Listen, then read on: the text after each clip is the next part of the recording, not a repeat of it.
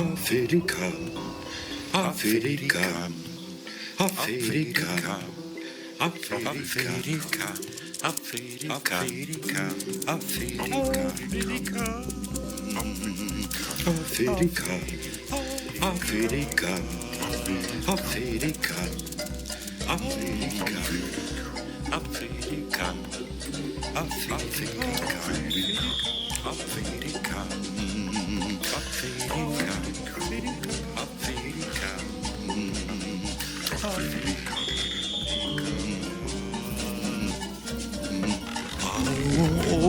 Maulice, moleni molwa,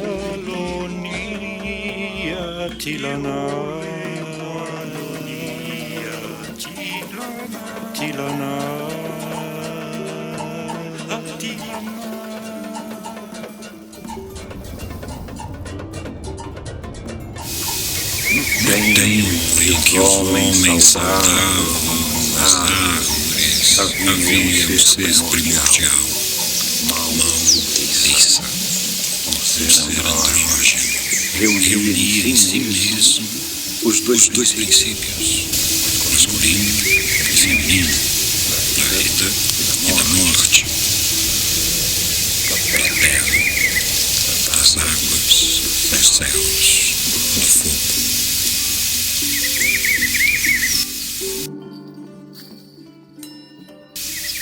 Lissa, o dia aberto, o sol que aquece o masculino da criação, e Mau, a noite infinda, a lua, o feminino da procriação. Sob a proteção de Nanamburuku, aquela mais velha que o tempo, há duas vezes mãe, a grande avó das águas barrentas, da argila, do princípio da vida e da morte, que faz parte da vida. Mas houve um momento em que Mau, como mulher, também precisou se retirar em solidão para sua lunação, na origem dos ínferos, para renascer em sua transformação. Lissa, sozinho, sem sua metade, como homem, sentiu-se inseguro e, guiando-se por seu ímpeto guerreiro, sem entender em profundidade que a ausência momentânea, não teve mais dúvidas, então se inflamou ainda mais com todo furor. Já não havia mais noite, apenas o dia sem fim em sua insolação devastadora. O sol queimando todas as coisas. Todas as coisas da terra começaram a secar. Os rios, as cachoeiras, as lagoas, o mar foi baixando. As folhas das árvores foram se retorcendo, ressequidas com tanto calor.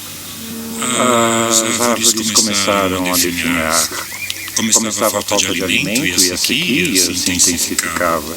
Os animais já não tinham o que comer e a fome vinha com sua foice, tirando vidas. As crianças, as mulheres, os velhos, todos famintos, e já sem sombra, nem água. Os guerreiros já não tinham o que caçar e manter suas famílias.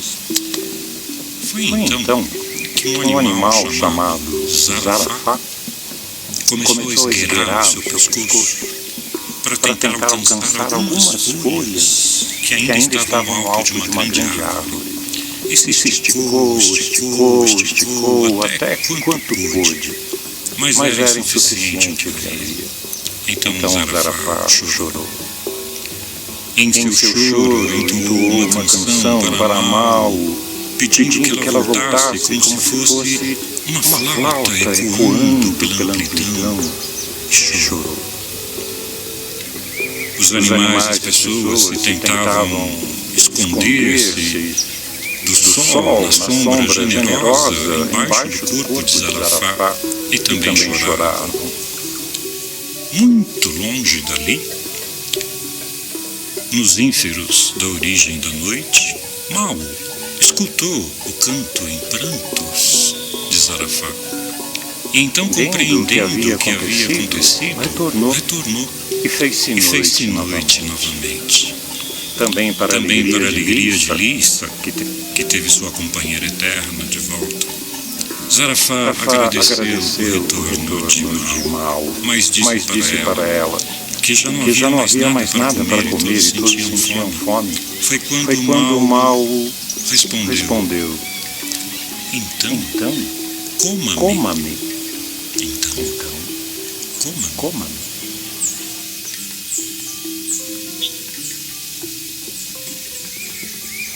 Zarafá, assustado e sem entender muito bem, fez o que Mau havia pedido. Esticou aos poucos o seu longo pescoço e foi mordiscando a matéria escura da noite. Gostou do seu gosto. E então bocanhou com vontade a matéria escura da noite. Comeu até saciar-se.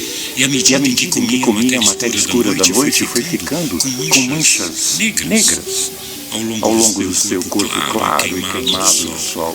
Mas eis que os animais e as pessoas, as mulheres, os velhos, as crianças que estavam embaixo do Zarafá também estavam famintas. Zarafá, condoída com a situação daquelas pessoas e animais que não tinham como alcançar as alturas da noite, resolveu mastigar bem a matéria. Ruminou e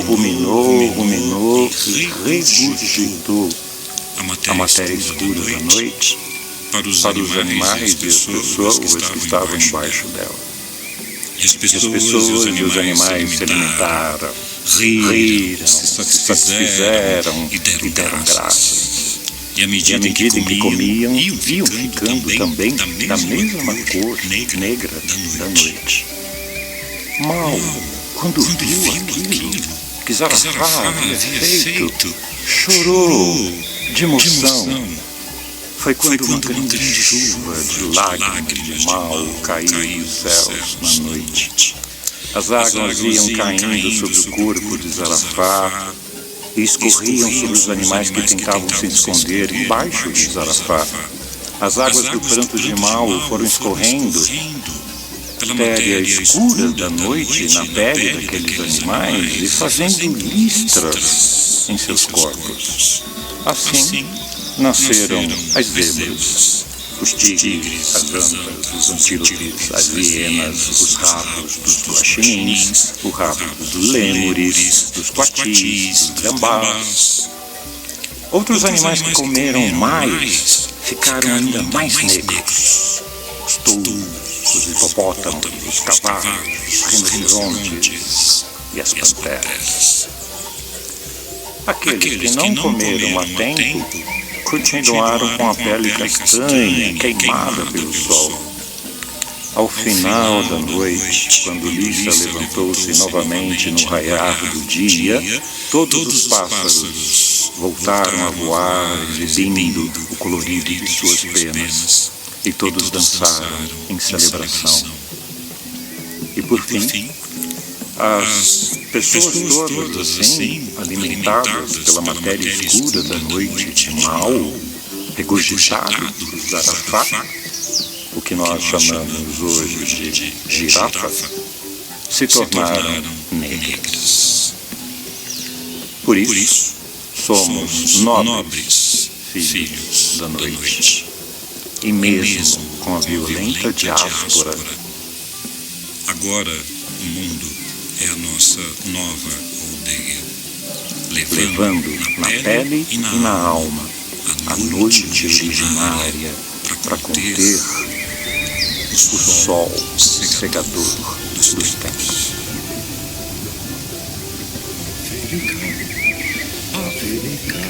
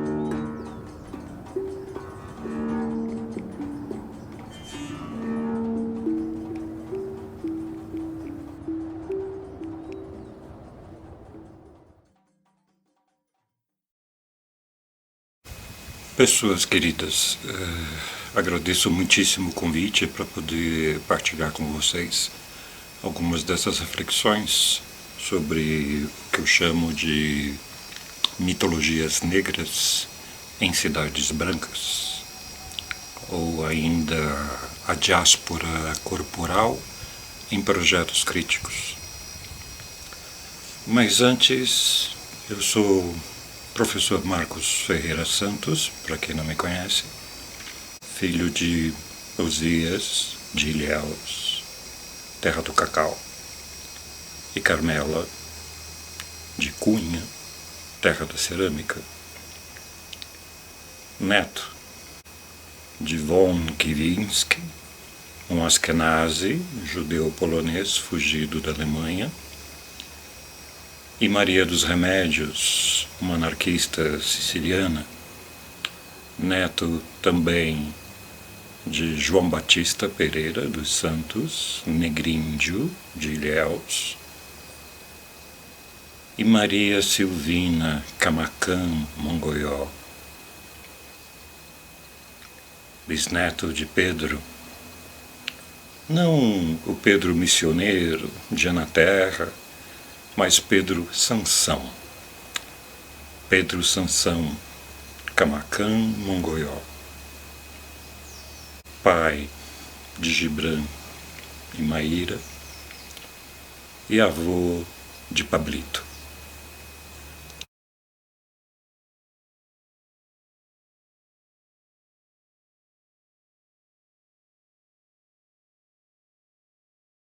Jardineiro, artesão, folclorista e professor de mitologia na USP. Pode parecer muito sutil, mas eu não sou um professor da USP, mas eu sou um professor que está na USP e agora esperando sua aposentadoria. Isso faz toda a diferença quando a gente pensa de uma maneira mais crítica os processos de institucionalização das pessoas. Gostaria muitíssimo de agradecer a Lourdes Carril pelo convite, ainda mais em se tratando de 30 anos do NEAB, do Núcleo de Estudos Afro-Brasileiros aí da UFSCar. E é muito bom poder retornar novamente, ainda aqui à distância, mas tenho memórias muito carinhosas e muito gratificantes dos encontros com vocês. Os Filhos da Noite é um mito, como sempre, de tradição oral, do centro-leste africano, e que para mim é extremamente emblemático das nossas próprias matrizes de pensamento e alma. E antes de qualquer coisa, devo dizer que as bases epistemológicas das investigações em mitologia, das intervenções, enfim, estão todas na bibliografia já indicada, e também no meu canal do YouTube, assim como no site www.marcosfe.net. A gente sempre deixa isso mais ou menos organizado para que as pessoas possam ter acesso, para quem queira investigar num nível maior de profundidade e apropriar-se também destas outras bases de conhecimento. O que eu preciso esclarecer de imediato é que nós não vamos tratar de mito como o senso comum, como se o mito fosse uma mentira, uma inverdade, crendice, falta de conhecimento das leis científicas e naturais, como se fosse uma versão invertida da própria realidade, enfim, tudo isso do senso comum, como também da ciência clássica pré-Einstein, a gente vai deixar de lado, não é essa a questão. As investigações em mitologia têm um sentido bastante preciso, bastante técnico em muitas circunstâncias,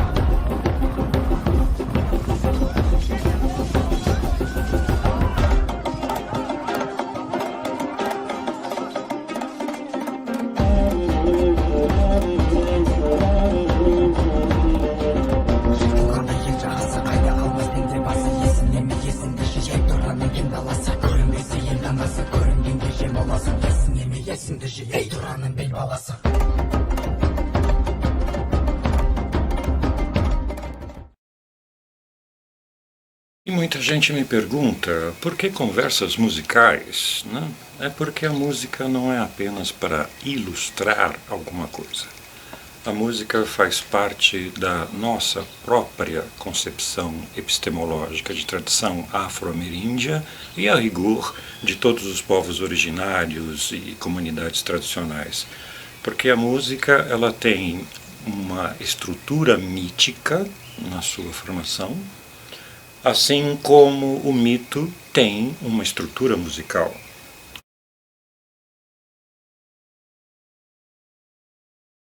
Ou seja, a forma de organizar os símbolos e as imagens é a partir de uma conciliação contraditória entre os elementos. É uma outra lógica, não tem nada a ver com a lógica aristotélica cartesiana.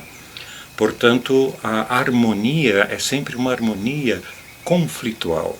Vários tons diferentes que, executados ao mesmo tempo, resultam numa harmonia, num acorde. Esta é a nossa forma de sentir e de pensar. Por isso, não se trata apenas de uma ilustração, mas da própria construção do conhecimento, o diálogo musical. Se percebermos, né, que, além de uma característica própria das nossas tradições afro-ameríndias, uma boa parte dos termos musicais acompanham os nossos esquemas de compreensão. A repetição, a ressonância, a frequência, a sintonia, os timbres, a acústica, o pulso. Por exemplo, né, é no continente africano que a gente tem esse modelo bastante peculiar e bastante importante de que o pulso rítmico ele é ao mesmo tempo ritmo e melódico. Ele estabelece uma frase, uma célula rítmica que é ao mesmo tempo melódica. E é essa base que se repete, que poderíamos entender como a ancestralidade, é a partir desta base que eu possibilito um improviso, ou o que os ocidentais chamariam de uma fuga sobre um baixo contínuo. Então essa fuga, esse improviso sobre essa célula rítmico-melódica é a nossa marca pessoal sobre a base da própria ancestralidade. E esta base pulsional, que é rítmico e melódica ao mesmo tempo, é a base de tudo aquilo que veio a se tornar depois o jazz, o reggae e inclusive o movimento minimalista em música clássica.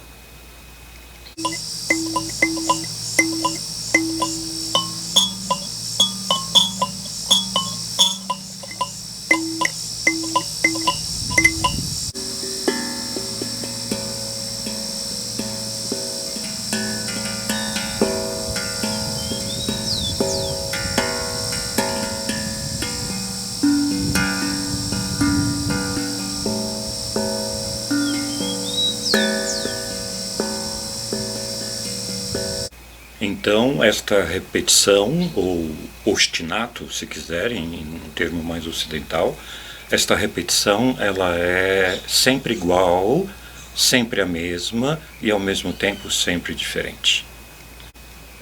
Eu sei que para as mentalidades médias ou quase medíocres, isso possa parecer uma contradição, mas para quem é músico, para quem tem um contato mais íntimo com a música, sabe muito bem do que eu estou dizendo, né? Porque nenhuma repetição é igual a outra. Ela sempre tem um pulso, uma intensidade distinta, mas é sobre esse padrão que se repete, esse ostinato, que eu aqui estou dizendo que é igual ou equivalente à ancestralidade, é que me possibilita uma improvisação, dar a minha marca pessoal para aquela interpretação, construir uma frase musical sobre um conjunto que está dado. Em jazz a gente chama isso de cozinha. A cozinha, a base rítmica e melódica que já se estabeleceu e se repete a partir dessa cozinha que o instrumentista, o solista vai fazer os seus improvisos. A mesma coisa acontece com o reggae e a mesma coisa acontece com a música minimalista clássica. Portanto, é um traço distintivo da nossa própria maneira afro-ameríndia de conceber o próprio conhecimento. É a tradição que possibilita, a tradição no bom sentido do termo, é a tradição que possibilita o novo, a inovação, a criação. Por isso dizemos com uma certa frequência, o futuro é ancestral. Assim como já nos evidenciavam todos os adinkras, em especial os Sankofa. O futuro é ancestral. Por isso podemos também falar de Oxum, a Senhora da Música. Não é só a Senhora da Fertilidade, da Sensualidade, dos pés macios de Oxum a tornar redondos os seixos do rio enquanto ela dança no leito do rio, da água tranquila, das cachoeiras, né?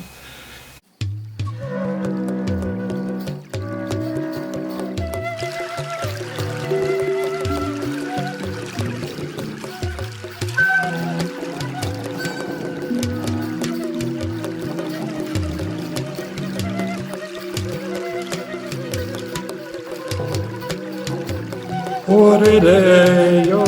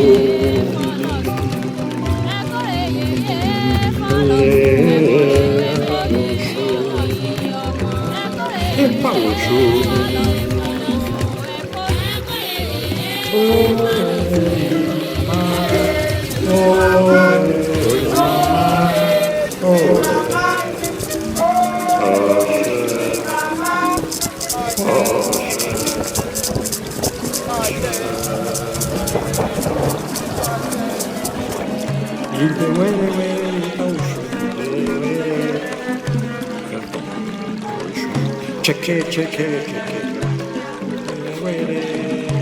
E de were tá o chum, de were tá o chum, de were. E tá chiquiwa tá o chum, cheque, cheque, cheque. E de were tá o chum, e de were. O chiquiwa tá o chum, cheque, cheque, cheque. E de were.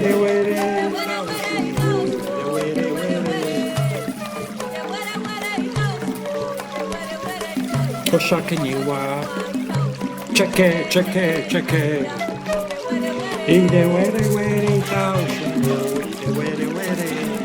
ide were taushu.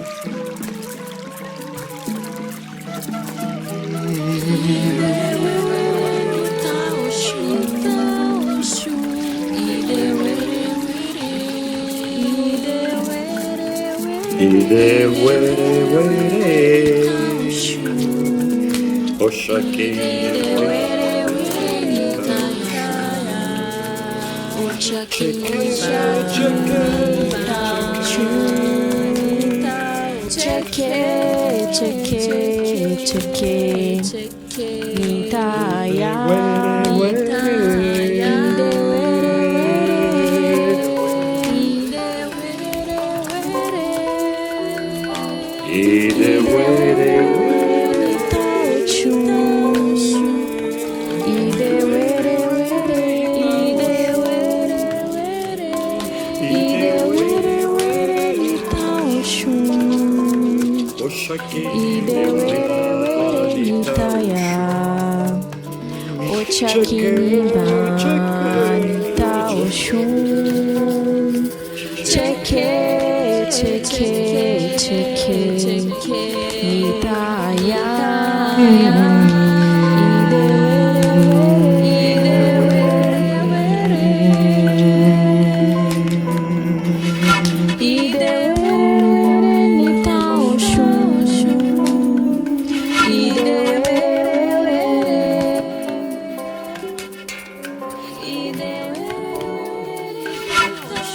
Ideuere, em Yorubá quer dizer o barulhinho dos búzios no leito do rio.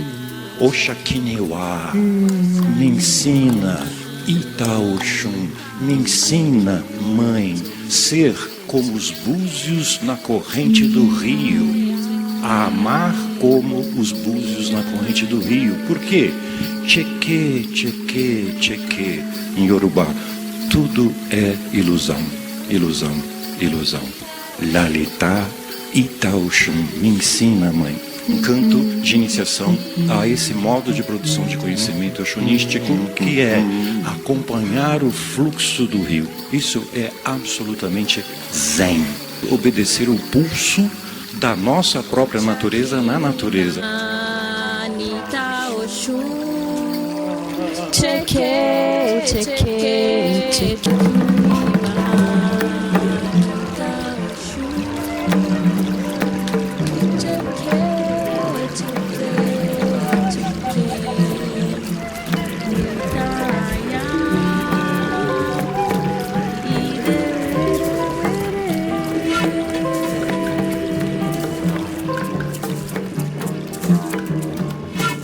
Vamos a cantar una canción linda, linda, para que nos dé tu bendición y nos acompañe con tu luz. Tus aguas nos dieron el ayer, como lo hizo el oro, para que nos dé su bendición y nos acompañe con tu luz. Flores del valle y de Huere,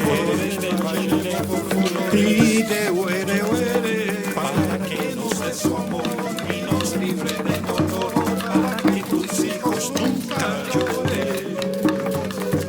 Y de Huere, para que tus hijos nunca lloren.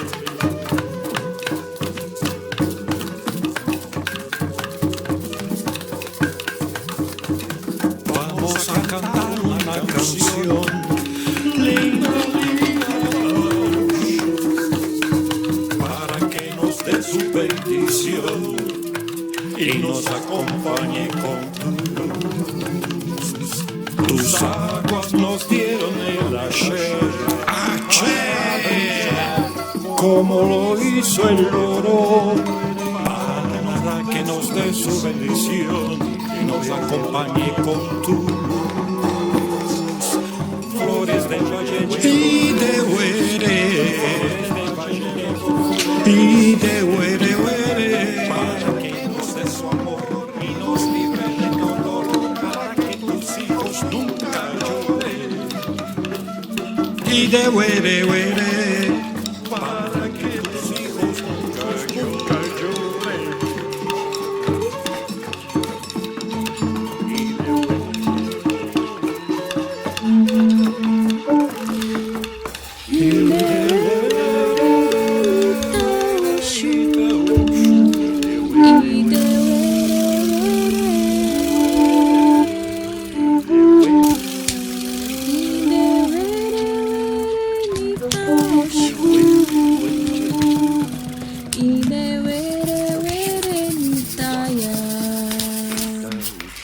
Chakini ba Anita Oxum, cheque, cheque, cheque, Itaya,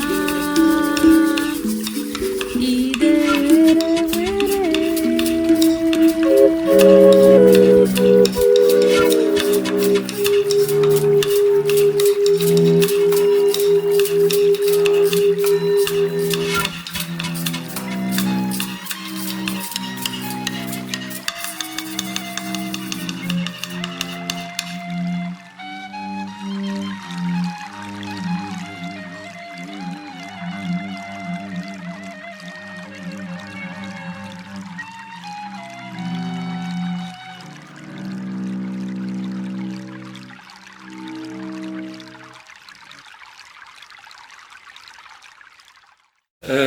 E aqui é importante também sempre marcar uma grande diferença. Quando falamos desses orixás na tradição iorubá, alguns de tradição GG, Fon, enfim, mas o universo iorubá um pouco mais conhecido e difundido entre nós, sincretizado inclusive, né, em algumas das suas vertentes, esta compreensão ela ultrapassa o campo religioso. É óbvio que o povo de santo venera e cultua esses orixás e com toda a fidelidade, com toda a autenticidade do mundo, assim como os gregos também fizeram com Apolo, com Dionísio, com Hermes, assim como os cristãos fazem com Cristo, com os santos todos canonizados pela Igreja Católica, assim como os... enfim... os evangélicos em relação ao Bolsonaro, mas enfim, todos têm a sua prática ritual, a sua prática religiosa, mas a questão dos orixás em especial, eles são manifestações de energias da própria natureza, então acaba ultrapassando o campo religioso para se constituir em campo epistêmico, ou seja, todas essas manifestações de orixás, ou orixas, como a gente diz em Cuba e na América Latina toda, né, de tradição afro-latino-americana, são formas de conhecimento. Então eu posso dizer de uma matriz epistêmica exunística, baseado em Exu, posso falar de uma matriz epistêmica oxunística, como no caso de Oxum, posso falar de uma matriz epistêmica nanânica, baseada em Nanumburuku. Cada uma dessas formas, elas não são apenas um conjunto de histórias, né? Ainda que as narrativas míticas sejam extremamente importantes para entendê-las, mas elas ultrapassam isso na medida em que elas se constituem em formas de conhecimento. E aí o preconceito maior da cultura ocidental, branco-machista, em relação a essas manifestações. A gente precisa ter uma consciência muito radical, muito clara disso, para não escorregar nas discussões intermináveis sobre opção religiosa. Não se trata de opção religiosa, a gente está falando de epistemologia, formas de conhecimento. Uma noção central nas tradições afro-ameríndias e africanas em especial é a noção de pessoa, de construção da pessoa, porque ela é, ao mesmo tempo, um resultado de uma ação coletiva. Você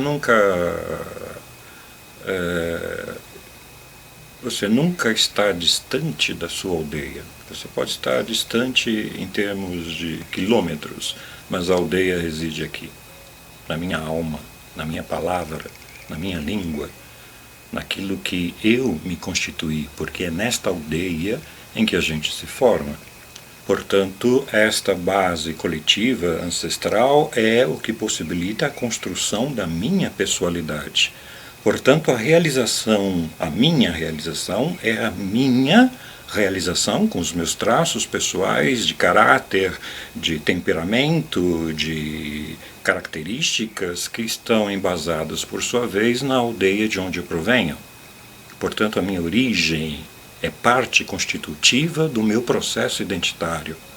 Esta é uma noção básica e, por isso, entre os povos africanos e na diáspora, para todos os lugares onde estamos hoje, nunca esqueça as suas origens. Esse é um dos grandes desafios. Nunca esquecer as suas origens. Que, embora seja uma estratégia branca, machocêntrica, capitalista, a frequente recorrência à questão da escravidão,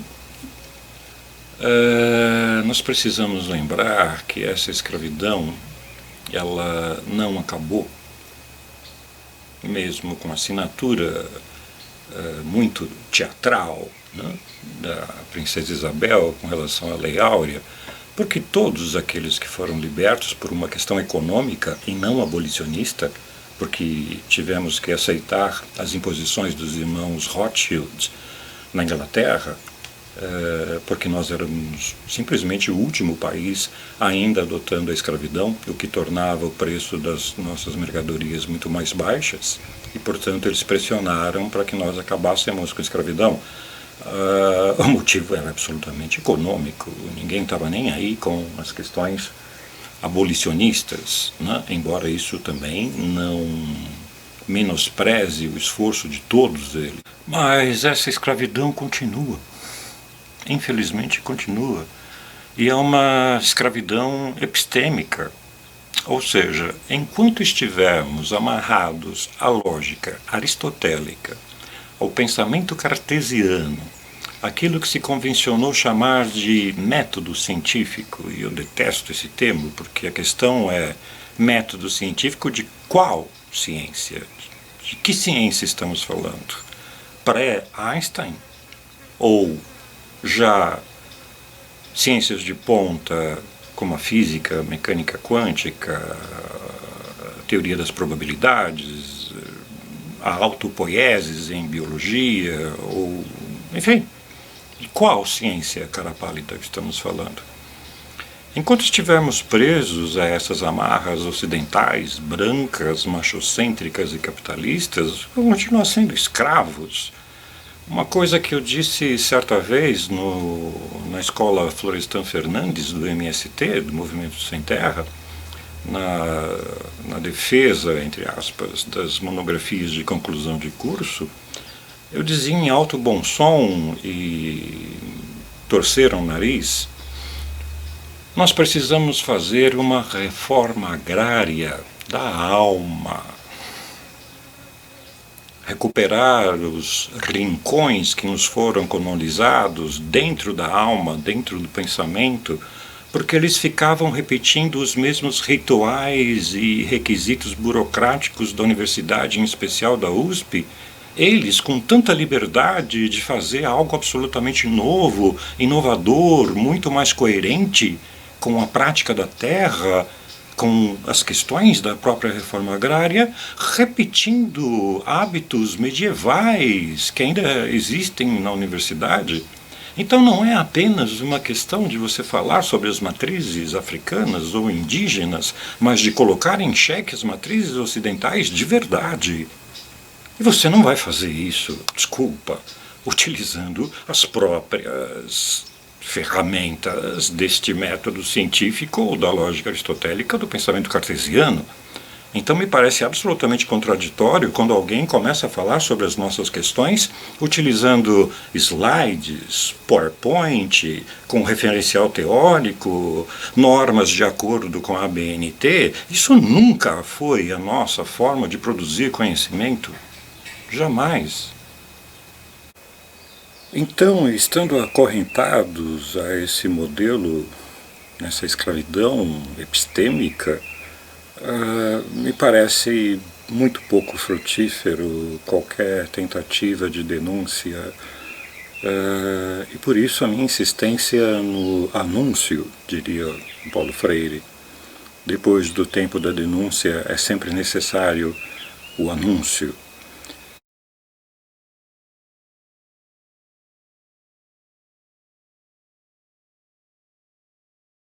Em que o canto, a música, a dança, estas são as nossas formas de produção de conhecimento, porque elas dialogam com o corpo, dialogam com as sensações, dialogam com aquilo que chamamos de sentir-pensar, uma única palavra, rompendo já com as amarras também da língua do opressor, que é o português.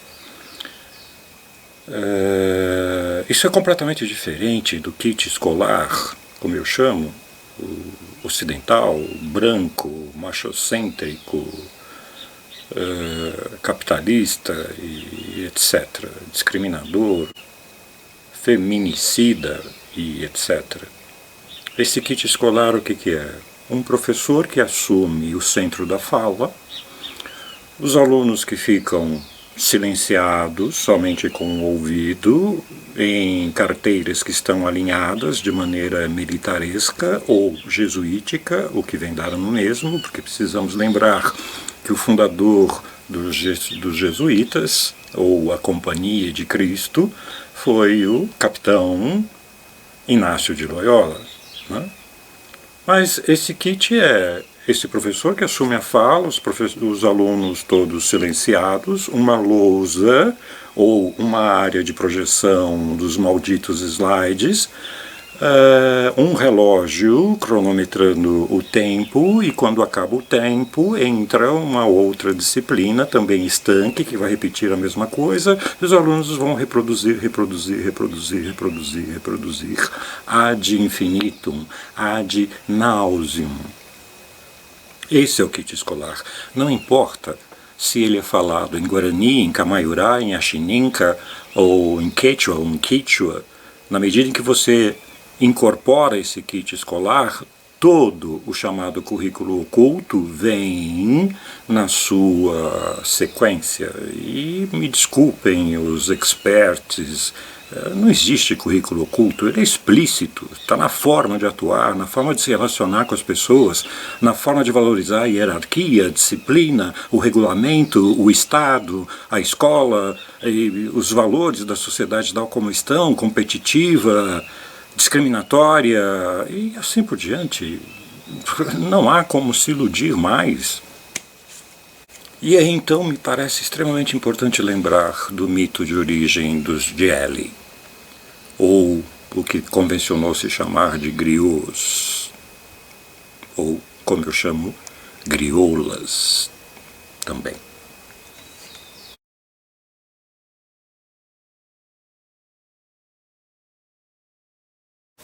Ainda que tenhamos que compreender com maior radicalidade de que no princípio da vida, a morte faz parte do princípio da vida. A morte, não a destruição. Eu não estou falando de Thanatos, eu não estou falando do pensamento totalitário de exterminar o outro, mas a morte. Deixar de existir para que a vida continue o seu próprio processo. O Tao, o caminho. Tanto a tradição malinense quanto as outras tradições africanas também, assim como a ameríndia e oriental, mas no solo africano temos uma concepção que me parece importantíssima, que é do Jeli, aquele que herda pelo sangue, que os franceses colonizadores chamaram de coisas de criados, ou seja, dos criados, cuja palavra se teve uma corruptela para griot, e como eu gosto de chamar a atenção, também grioulas.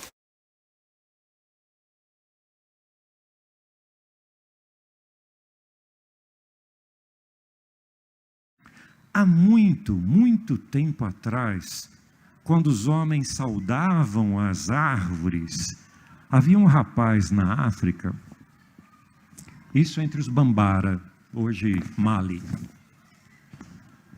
que teve um sonho esquisito. Ele sonhou com uma série de coisas que mexeu com ele, e quando ele acordou, ele começou a falar uma língua meio estranha, cheio de imagens, cheio de flores, e aí as pessoas começaram a achar aquilo muito esquisito.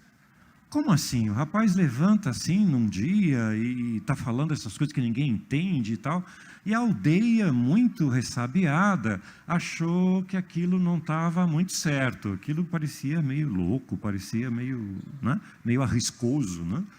E aí, então os mais velhos se juntaram e resolveram acabar com aquilo antes que contagiasse mais gente, e resolveram sacrificar o rapaz. E aí, enfim, chegou no dia lá, sacrificaram o rapaz, mataram ele, e aí então enterraram. E aí todo mundo esqueceu, né? Aquela coisa esquisita, aquelas monte de palavras estranhas. O tempo passou e veio uma ventania forte, uma ventania que foi assim, levando, né, areia, terra, para tudo quanto é lugar, aqueles, né, redemoinhos, e aí os esporos do que tinha sido o rapaz foram levados pelo vento, e levou longe, e chegou até no mar. Chegou no mar, caiu por cima da água. E aí veio um peixinho, extremamente desavisado, né, e glup, comeu os esporos do que era o rapaz. E aí tinha um pescador ali perto, morrendo de fome, enfim, né, querendo levar comida para casa e tal, também desavisado, e conseguiu pescar aquele peixe. Aí não teve dúvidas, né? Tirou escama, eviscerou, cortou, temperou com, né, um pouquinho de limão e tal. E aí, como estava com muita fome, já botou ali no meio das pedras, aqueceu, tostou e glup, comeu o peixe. De repente, o pescador começou a falar uma língua estranha, cheio de imagens, cheio de flores. E aí a vila de pescadores começou a achar aquilo muito esquisito. Poxa, mas o camarada estava tão bem e agora está falando essas coisas que ninguém entende, que tudo esquisito. Não é? E aí os mais velhos dentro da vila de pescadores resolveram se juntar e, não, talvez isso seja meio perigoso, isso talvez possa pegar, se alastrar, eu acho que é melhor, né, dar um fim no pescador. Ele é muito legal, mas enfim, está estranho. E aí então resolveram também sacrificar o pescador, e aí o pescador foi assassinado, foi sacrificado. Só que nessa vila de pescadores, em vez, né, de enterrar, ele foi cremado, né, porque era hábito entre esses pescadores cremar, enfim, jogar cinzas no mar. E aí então ele foi executado, e aí quando está sendo cremado, aquela fumaça, né, com o seu corpo sendo queimado, foi sendo levado pelo vento também, e foi longe, foi lá no meio da savana, quando de repente no meio da savana, no meio da floresta, tinha um caçador. E o caçador estava ali na espreita para pegar um antílope, sabe quando você se prepara para dar aquele golpe final, e aí você dá aquela fungada assim, caprichada, né, para acertar o antílope, e aí a hora que ele deu aquela fungada, ele, nossa, respirou o que eram as cinzas daquele pescador. E aí, de repente, ele começou a ter umas mirações assim, e aí ele começou a pensar e ver um monte de imagens, um monte de flores, e aí ele foi correndo para a aldeia para contar para as pessoas, né? Ele estava tão contente com aquelas coisas que ele estava vendo, só que no meio do caminho, de repente, ele tromba com um baobá enorme, belíssimo, né? Primo da nossa barriguda, né? Paineira, né? Pseudobombax, né? Que acumula água no tronco. A nossa paineira, a nossa barriguda é prima, né, do baobá. Pois bem, quando ele olha no baobá, tem um instrumento no pé do baobá, uma corá. É uma cabaça enorme, né, cortada no meio, feito caixa de ressonância, 21 cordas estiradas num braço bem comprido, e você dedilha, tem um som maravilhoso a corá, né? Mas ele não sabia o que era aquilo. Quando ele viu e ouviu o vento tangendo as cordas, ficou maravilhado com aquele instrumento e queria saber o que era, de quem que era aquilo, quando de repente surge um espírito. Disfarçado de homem, né, para não assustar o rapaz, enfim, estava disfarçado, e aí vai andando por ali, e aí o rapaz diz assim, o caçador, diz, escuta, você sabe de quem que é esse instrumento, o que é isso, tem um som maravilhoso. Aí o espírito, disfarçado de homem, diz para ele, eu sei, é uma corá, uma corá. E de quem que é? É minha. Nossa, como é que eu faço para aprender a tocar isso? Porque tem um som belíssimo e tal. Aí o espírito, né, disfarçado de homem, faz aquela cara de difícil, né, assim, né, aquela cara de conteúdo, estadão, assim, né, enfim.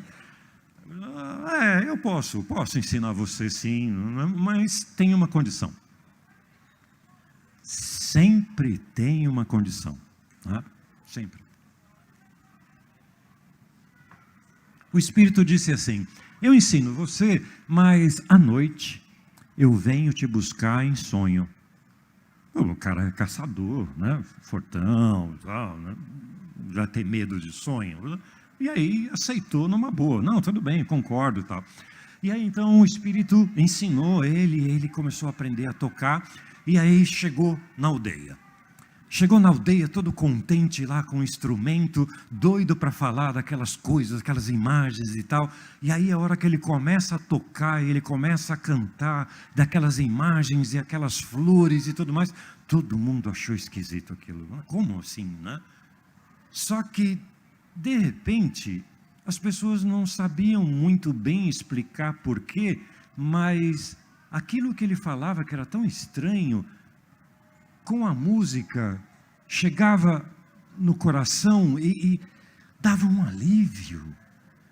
Algumas pessoas ficavam contentes, outras ficavam tristes, lembravam do ser amado, lembravam de outras coisas, ficavam emocionadas, e aquilo, né, como diz o Fernando Pessoa, a beleza é o nome que a gente dá para o agrado que as coisas fazem na gente, né? E estava todo mundo embevecido com aquilo, sem saber explicar porquê, mas fazia tão bem.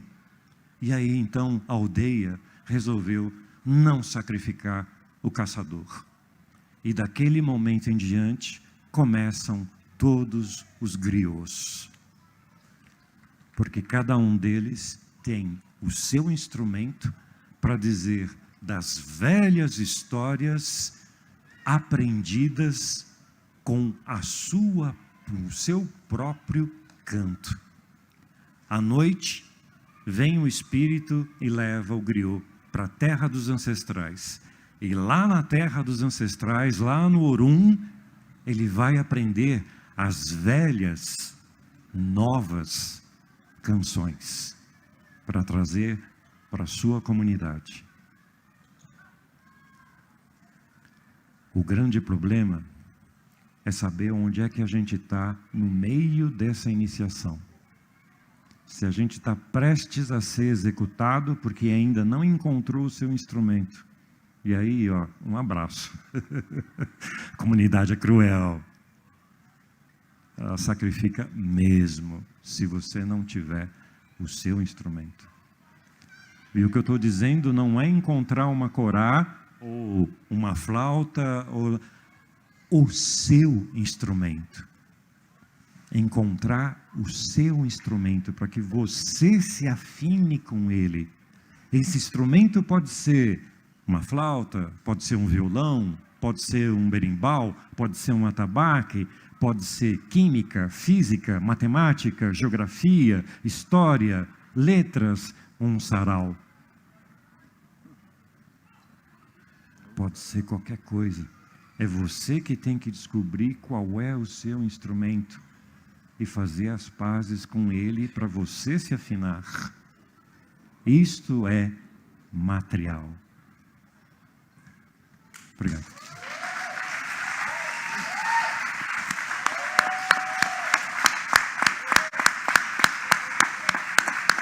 Mas o próprio termo griot ficou um tanto quanto pejorativo.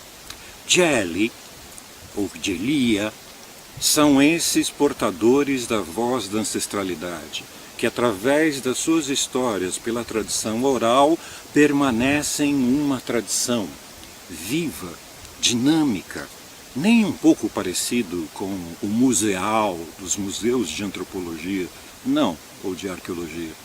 Pelo contrário, a tradição ela só consegue permanecer viva, dinâmica e atuante dentro das comunidades nas suas várias expressões, folclore, música popular, música étnica, as várias manifestações de culturas populares, porque elas se adaptam ao tempo presente. São as pessoas presentes que vivem esse sagrado e a realização coletiva deste sagrado. Portanto, nesta trajetória, uma saga de um drama vegetal, da mortificação, transformação e renascimento, nós temos uma estrutura figurativa, básica, sempre plástica, de uma destinação, de um caminho a percorrer. Isso não nos coloca o privilégio de um ou outro modo, mas começamos a perceber a congruência, a pertinência dos vários modos possíveis de atingir essa saga e realizá-la. Quem conta a história, a narrativa de uma determinada jornada, de uma determinada saga, lembrando que saga também é um termo interessante porque ele diz alusão às hadas, ou seja, às fadas, e as fadas derivam do mesmo radical fatum, que é o destino, cumprir um determinado destino, ou, me parece melhor, uma destinação, porque somos nós que construímos isso a cada passo. Lembrando novamente Antônio Machado, caminante não é caminho, se hace camino al andar, verso a verso, golpe a golpe.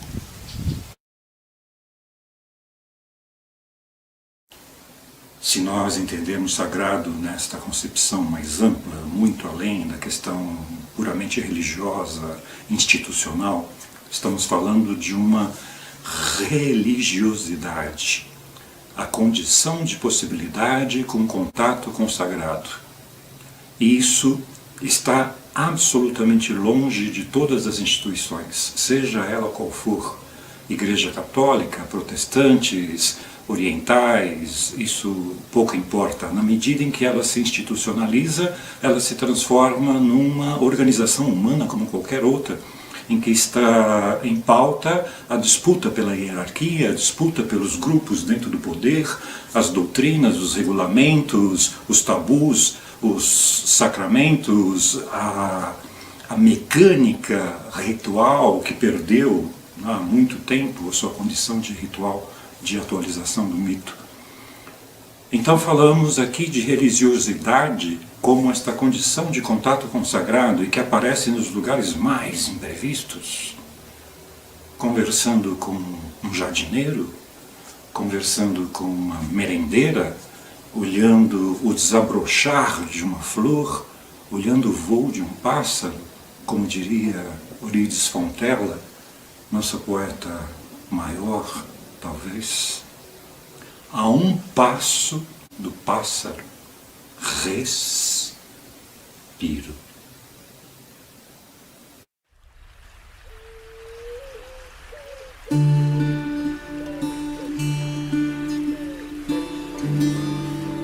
A um passo do pássaro, respiro. A um passo do pássaro, Salam, passarinho, passarinho, salam.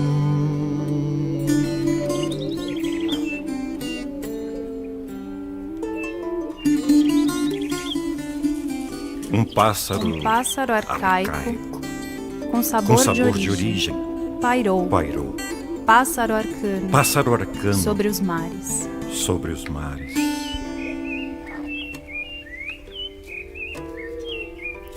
Shalom, passarinho, passarinho, shalom.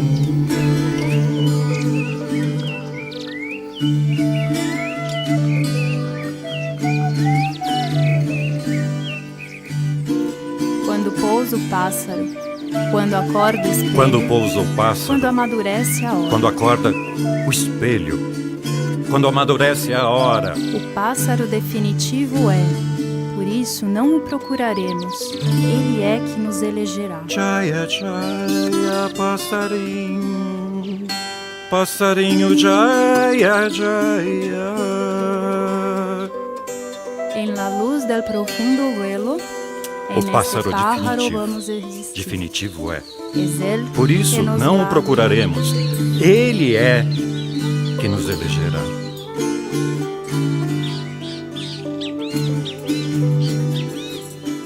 Axé, meu passarinho,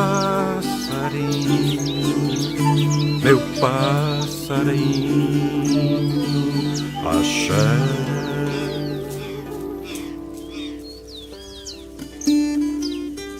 En la luz del profundo vuelo, este pájaro vamos a existir. Es él que nos va a vivir.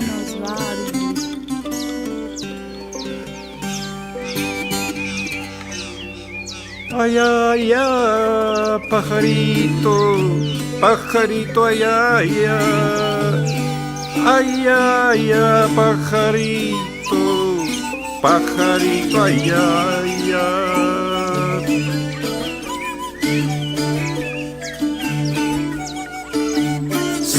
águias nos divinam, bem-te-vis nos amarelam, beija-florando valsas em nós.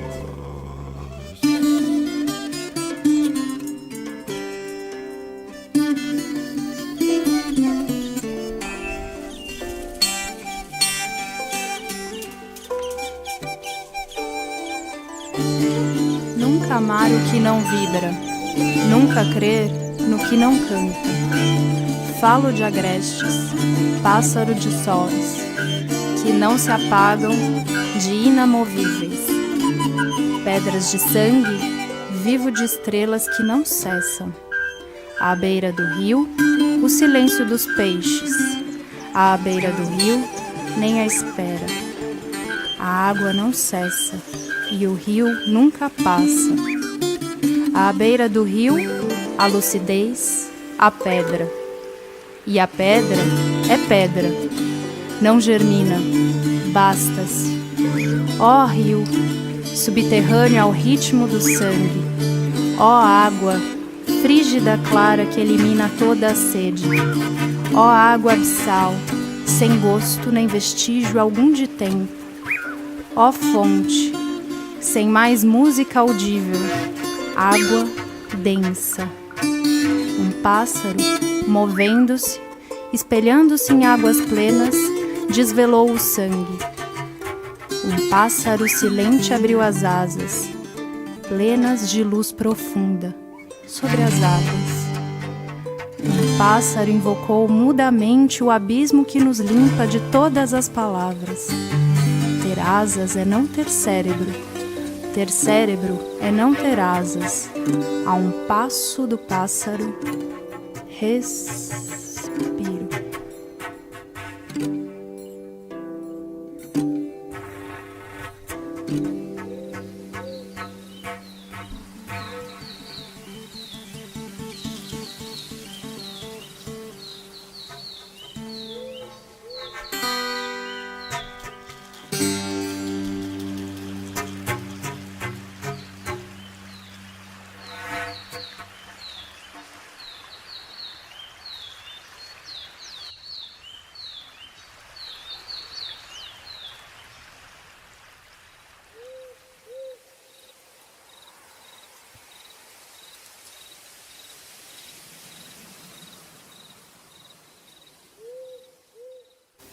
Na iniciação, todo ao contrário, há um termo relativamente comum e equivalente desses apresentadores de mundo, que é aquele que ensina pelo exemplo e não por aquilo que ele diz ou fala. Fugindo da esquizofrenia reinante no magistério ocidental,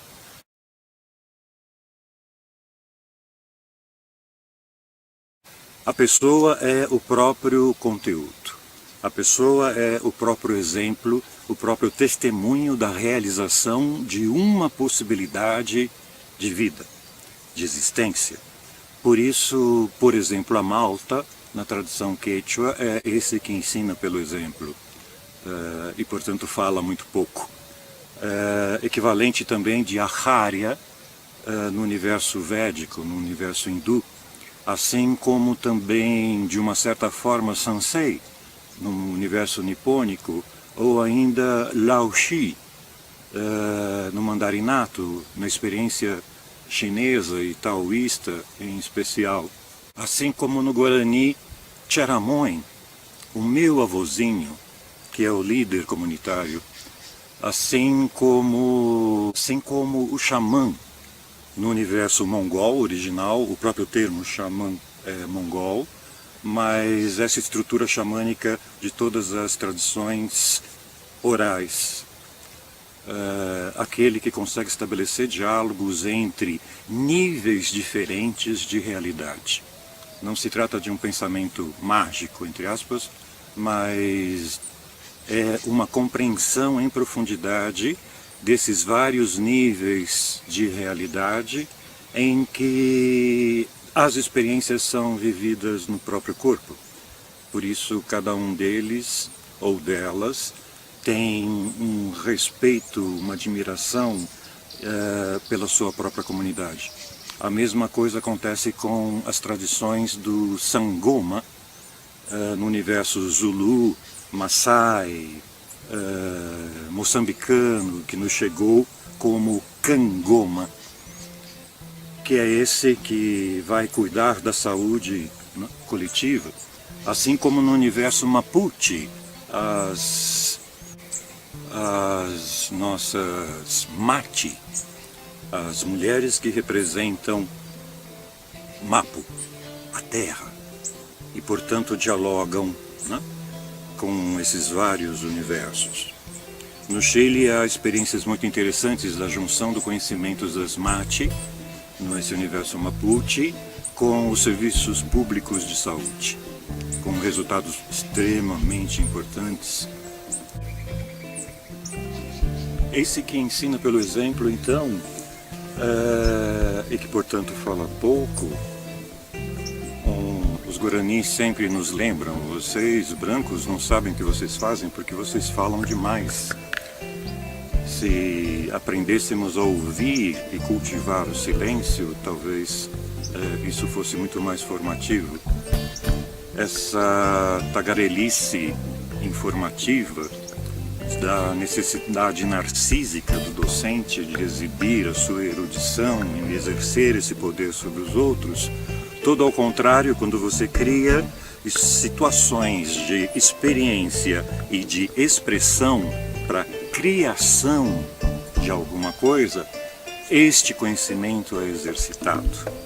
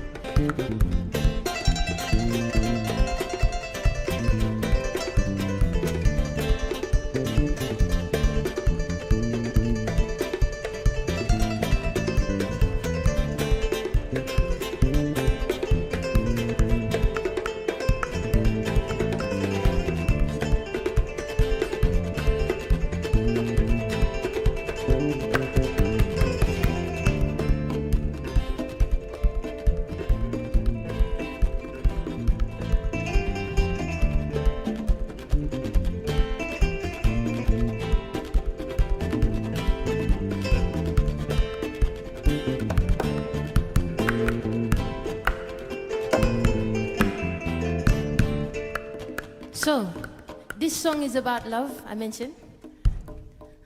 Jarabi. I would like very much if you could join us on this song. We yo Jarabi. We yo Jarabi. We yo Jarabi. We yo Jarabi. For those that can do two things at the same time, to clap and sing. Yeah, or half.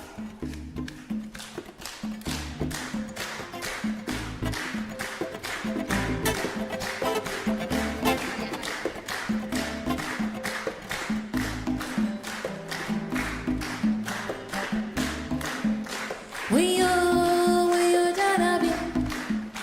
We yo Jarabi. We yo Jarabi. We yo Jarabi. We yo Jarabi. We yo Jarabi.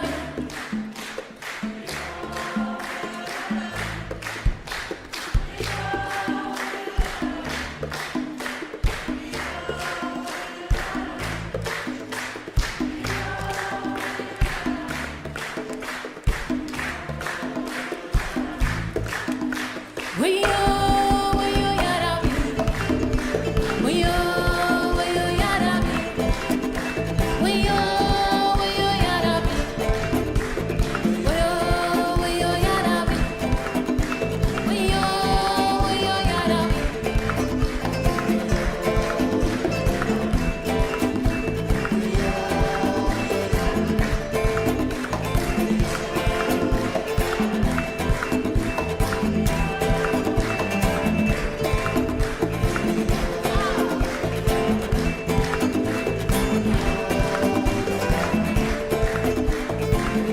Well, okay.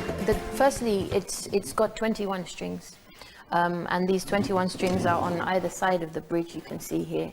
So you play with just your thumb and your first finger. So, for instance, the song we were playing now, I'm playing with my thumbs here, and then you play the upper melody with your fingers. So it's these four. Yeah. That's right. Nowadays, there is sometimes a problem where some younger generations are not into taking up the traditional music. So, for me, it was a matter of trying to provide an institution which helped young people be inspired to play traditional music and to realize that there's a future in, obviously, our culture. Uma pessoa, enfim, há essas modulações infinitas de possibilidades. Mas uma coisa eu preciso chamar a atenção. Nem todo mundo pode ser xamã, nem griot, nem crioula, nem cacique e nem pajé. não é toda pessoa que está em condições de ser isso. Porque essas pessoas foram escolhidas pelos ancestrais. Isso quer dizer, escolhidas pela natureza. Elas têm uma hipersensibilidade. Elas têm um amplo aspecto. Elas têm um amplo espectro de possibilidades de existência e por isso ajudam as outras pessoas e ajudam a sua comunidade. Não é toda pessoa que tem condições de fazer isso.